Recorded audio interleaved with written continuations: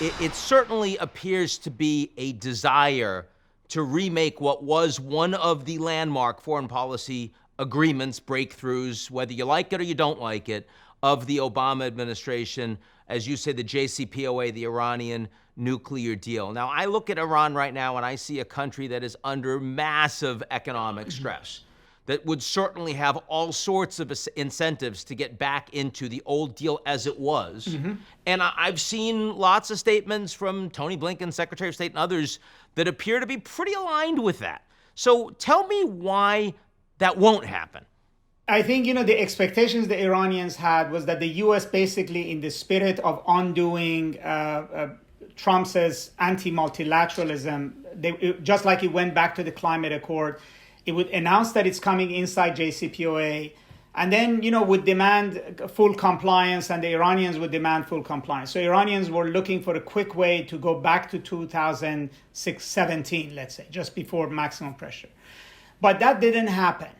Didn't happen because maybe there's domestic pressure on the administration. Maybe the administration could not trust the Iranians would do this. But also the Trump years are also wasted years, because some of the provisions of the deal will actually finish under President Biden's term in 2023.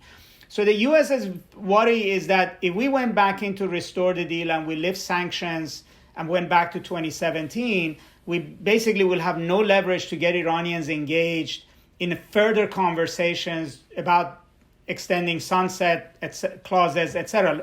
And I do think that the Iranians have come to the conclusion that the United States doesn't really take their nuclear program serious enough. It doesn't show urgency of going back in the deal.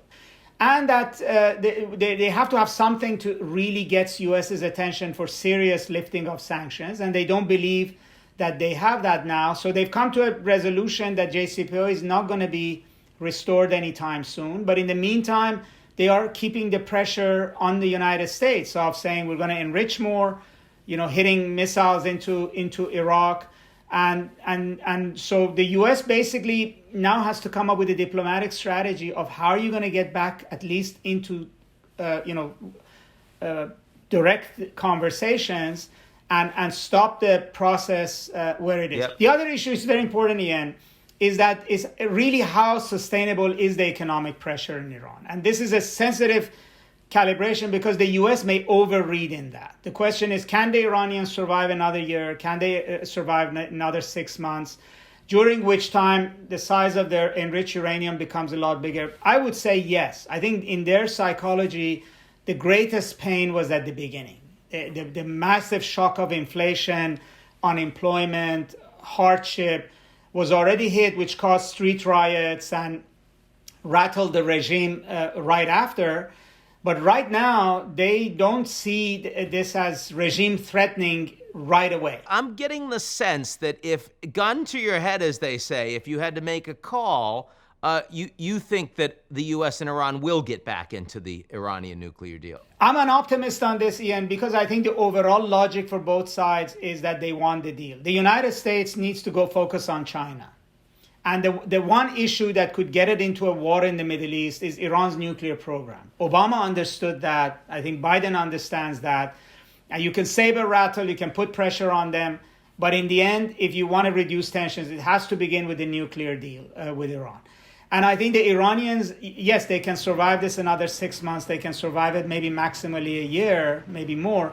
But ultimately, they want these sanctions lifted. They've said that multiple times. Even the supreme leader said there's a priority to lifting of sanctions.